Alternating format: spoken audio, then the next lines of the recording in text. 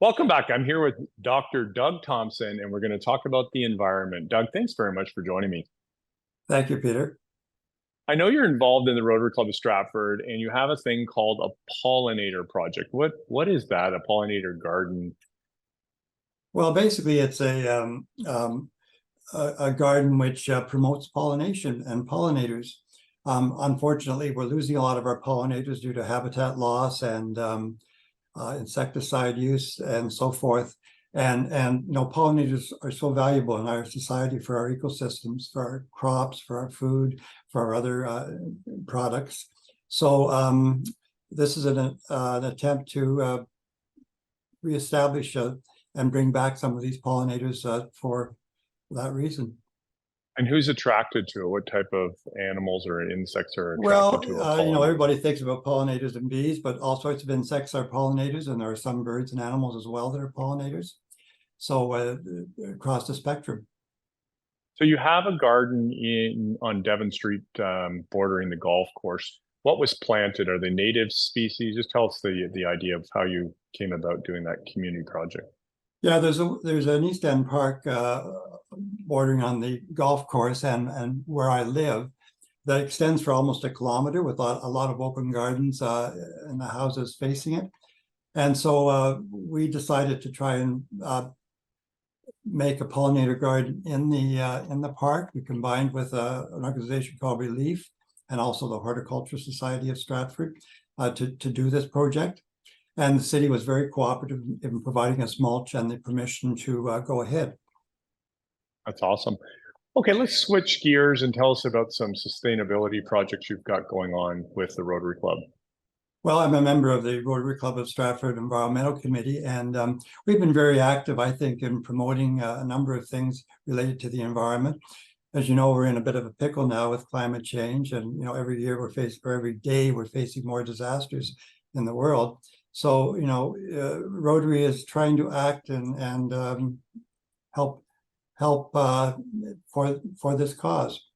So in that context, we have a number of projects underway. One would be the PPE recycling program, which was very active during COVID. Most people don't think of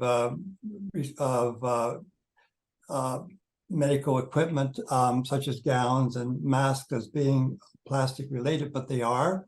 And unfortunately, they're all disposed of in the garbage and then eventually leach into our environment. They get into our bodies, they get into the air we breathe, the water we drink, the food we eat.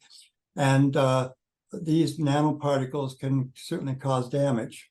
So our program collected these from the community. We took them to a recycling area called Life Cycle Revive, and they recycled them into blue pellets and use them for plastic products, which are lasting in the community. Another project we have is our sustainability policy for the green event program for the Rotary Club itself. So all the events that we do now, we're trying to make as green as possible.